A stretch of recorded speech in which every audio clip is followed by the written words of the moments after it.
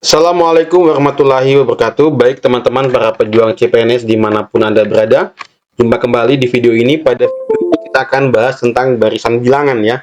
Nah, barisan bilangan ini juga nanti ada pengembangannya berupa barisan huruf gitu teman-teman. Jadi bukan hanya bilangan yang berurutan, berpola, tapi huruf juga berpola gitu. Nah, materi barisan bilangan ini cukup sering muncul ya teman-teman dalam tes kompetensi dasar, baik itu CPNS maupun tes-tes di bidang lainnya gitu ya teman-teman, atau tes TK, tes TPA atau psikotes itu teman-teman. Nah, barisan bilangan ini menuntut kita untuk bisa menemukan polanya dan cepat dan tepat gitu. Nah, tetapi sebelum kita masuk ke sana, sebenarnya ada dasar-dasar dari materi barisan bilangan ini teman-teman. Oke, langsung saja kita bahas. Nah, beberapa jenis barisan ya teman-teman perlu kita ketahui juga. Ada namanya barisan aritmetika. Ini bentuk yang paling dasar ya teman-teman. Polanya itu sudah sangat jelas, bisa gampang diketahui dengan cara melihat pola antar bilangan yang satu dengan bilangan yang lainnya. Antara bilangan yang pertama, bilangan yang kedua, bilangan yang ketiga dapat dengan mudah ditentukan polanya. Kemudian barisan geometri. Barisan geometri itu juga mudah didapatkan polanya. Nah, pola barisan geometri itu polanya antara bilangan yang pertama, bilangan kedua, ketiga, dan seterusnya itu memiliki rasio atau perbandingan yang sama. Kalau aritmatika tadi, polanya itu selisih atau beda antara bilangan yang pertama, kedua, dan ketiga itu sama. Kemudian barisan Fibonacci bertingkat dan huruf. Nah, langsung saja kita bahas lebih dalam tentang barisan-barisan ini teman-teman. Nah, kita ingat kembali barisan aritmatika tadi. Barisan aritmatika adalah barisan bilangan yang memiliki beda atau selisih yang tetap antara dua suku yang berurutan ya teman-teman gitu. Jadi saya kasih highlight saja biar lebih mudah. Nah, jadi barisan aritmetika itu barisan bilangan yang memiliki beda atau selisih yang tetap antara dua suku barisan yang berurutan. U1, U2, U3 itu memiliki beda yang sama. Jadi bilangan pertama misalkan 2, 4, 6, 8, titik-titik. Jadi 2 ke 4 ini kan selisihnya 2, 4 ke 6 juga 2. Nah, contoh-contoh seperti ini disebut dengan barisan aritmetika. Dapat dengan mudah ditemukan polanya gitu. Nah, contoh barisan aritmetika seperti ini teman-teman. Nah, 1, 6, 11, 16, 21. Nah, 1 ke 6 ini kan bedanya 5. Ini juga beda 5, beda 5 ya. Maka 21 ke bilangan selanjutnya juga beda 5, 21 tambah 5. Maka 26 gitu ya teman-teman, gampang sekali. Ini juga 64, 60, 65, 62. Nah, 64 ke 60 itu kan min 4, min 4, min 4, min 4. Maka juga akan didapat dengan mudah 48 ke sini juga nanti dikurang 4 dapatnya 44. Nah, gitu ya teman-teman. Itulah dia contoh-contoh barisan aritmetika. Cukup dengan mudah bisa kita lihat dengan melihat selisih antara bilangan pertama dengan bilangan kedua dan bilangan ketiga dan seterusnya. Kalau selisihnya sama sudah pasti itu barisan aritmetika. Maka kita bisa menentukan bilangan selanjutnya kayak gitu. Nah, kemudian kita masuk ke barisan geometri. Barisan geometri adalah barisan bilangan yang mempunyai rasio atau perbandingan yang tetap atau yang sama antara dua suku barisan yang berurutan. Jadi U1 atau barisan pertama, bilangan kedua U2, bilangan ketiga U3, bilangan keempat U4 dan seterusnya. Antara U1, U2 dibanding U1 itu akan sama dengan U3 dibanding U2. Jadi sama ya teman-teman, rasionya seperti itu perbandingannya. Kita bisa lihat contohnya seperti ini untuk barisan geometri.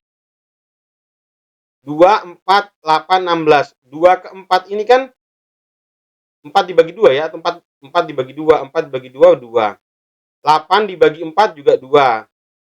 Atau dikali 2 ya, juga sama juga maksudnya.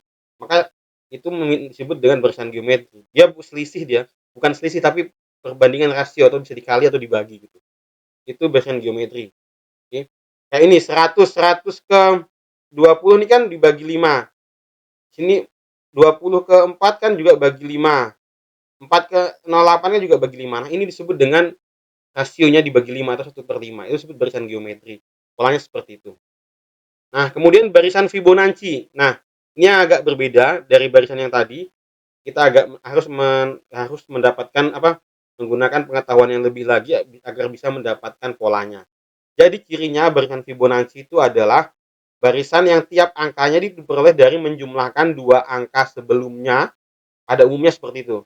Nah, jadi kalau ada barisan bilangan ketika bilangan yang ketiga ini merupakan hasil penjumlahan dari dua bilangan yang ini, itu disebut dengan Fibonacci ya teman-teman ya. Oke, ciri-cirinya seperti itu, barisan Fibonacci. Jadi kita ulang, barisan Fibonacci itu barisan yang diperoleh dengan cara menjumlahkan dua bilangan sebelumnya gitu. Contoh nih, ini kan bilangan ke-1, ke-2, ke-3, ke-4, ke-5, ke-6, ke-7, ke-8, ke-9. Bilangan ketiga ini kan didapatkan dari ini ya, 0 tambah 1 ya, 0 tambah 1 kan dapatnya 1. Kemudian 1 tambah 1 kan 2. 2 tambah 1 3. 2 tambah 3 5. 3 tambah 5 8. 5 tambah 8 13. 13 tambah 8 21. 13 tambah 21 berapa? 21. 13 tambah 21 34. Nah, kemudian 34 tambah 21 55 dan seterusnya ya teman-teman. Kayak gitu. Itulah namanya barisan Fibonacci. Barisan yang bisa kita dapatkan ketika menjumlahkan dua bilangan sebelumnya. Contoh ini, 1 ke 4 ini kan plus 3. 4 ke 5 plus 1 kan gitu ya, kita cek gitu, biasanya kita mengeceknya begitu. 5 ke 9 plus 4. 9 ke 14 berapa? Plus 6. Plus 5, plus 5. 9 ke 14 plus 5 ya. 14 ke 23 plus berapa? 9. Nah, ini kan kita bingung 31, 45, 59 kan bingung ya. Nah, makanya ini tadi langsung kita cek lagi kalau kita belum dapatkan pola yang berurutan, kita cek 1 tambah 4 itu berapa? 5 ya ternyata ya. Nah, kemudian 4 tambah 5 itu dapatnya 9. Kemudian 5 tambah 9 dapatnya 14. 9 tambah 14 dapatnya 23. 14 tambah 23 dapatnya 37. 37. 37 tambah 23, 37 tambah 23. 0 simpan 1, 60. Nah, 60. Nah, seperti itulah contoh dari barisan Fibonacci. Jadi menjumlahkan dua bilangan sebelumnya untuk dapat bilangan berikutnya. Kayak gitu. Secara sederhana seperti itu. Nah, lanjut lagi barisan bertingkat. Setelah barisan geometri, kita akan kenal lagi namanya barisan bertingkat. Jadi barisan bertingkat itu teman-teman dapat mengacu pada barisan aritmetika atau geometri yang pada umumnya polanya tidak dapat ditentukan pada baris pertama. Jadi kita harus turunkan sampai baris kedua. Jadi contohnya nih, 3, 6, 11, 18, 27. Ketika kita cari polanya 3 ke 6, 5 ke 7, ini kan kita belum dapat pola yang berurutan ya. Ketika kita dapatkan yang baris yang kedua, baru kita dapatkan polanya tambah 2, tambah 2 ternyata ya. 3 ke 6 ini kan plus 3. 6 ke 11 plus 5 plus 7 plus 9. Ini plusnya kan 22 plus 11. Nah, model-model seperti ini biasa kita sebut dengan pola barisan bertingkat gitu. Nah, kemudian barisan bertingkat lagi kayaknya contohnya ini. Oke. 3 ke 4 tambah ini ya, 3 ke 4 plus 1. Ini ke sini kan plus 1, plus 3, plus 7, plus 15. Tidak berurutan ya. Tambah 3 tambah 7. Kenapa nggak tambah 5 kan sama-sama bilangan ganjil, habis tambah 15. Nah, kita turunkan lagi. Ternyata 1 ke 3 itu plus 2. Kemudian dari 3 ke 7 plus 4, 7 ke 15 plus 8. Ternyata plusnya itu dikali 2 ya. 2 kali 4 kali 2 kali 4 kali 8. Ini ya 2 ke 4 kan kali 2, 4 ke 2 kali 2. Kali 2 kali 2 ya, maka di sini juga berurutan. 16 kali 2 32. Kemudian 32 ini kan 31 tambah 32 63. Di sini nanti 63 gitu ya, teman-teman. Plus 63 gitu dapatnya 123 gitu ya. Nah, kita dapatkan nanti bilangan selanjutnya gitu. Oke. Kemudian barisan bentuk huruf. Barisan bentuk huruf bisa dipahami seperti barisan bilangan, namun bentuknya berupa huruf yang disusun dengan pola tertentu. Nah, tips untuk mengerjakan barisan bentuk huruf, teman-teman harus menguasai dulu harus paham dulu teman-teman atau sangat bisa mahir dalam menguasai barisan bilangan dulu. Kalau teman-teman udah kuasai benar-benar barisan bilangan, nanti barisan huruf itu gampang dikerjakan. Kemudian tips yang kedua, kuasai dulu juga abjad ya, dari A sampai Z itu teman-teman harus hafal mati tuh. A, B, C, D, E, F, G, H, I, J, K, L, M, N. Kuasainya itu maksudnya hafal urutannya ya teman-teman.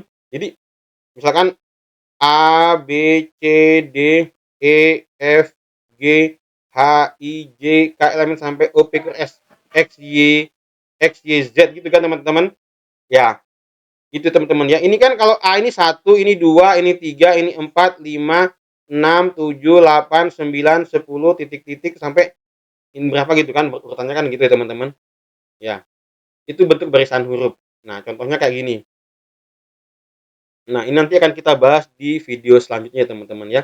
Atau bisa juga kita bahas di sini. Misalkan A, B, C, D, E, F, G, H, I, J, K, L, M gitu ya teman-teman.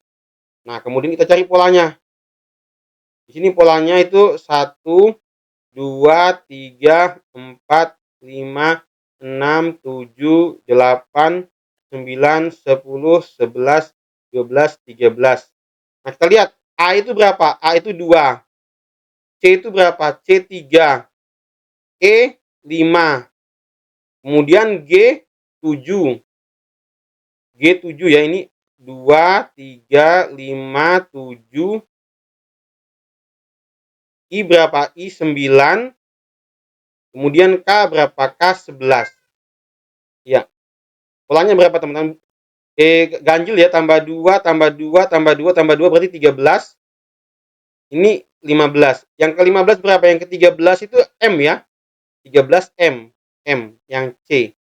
Nah, M N O P Q 13, 14, 15.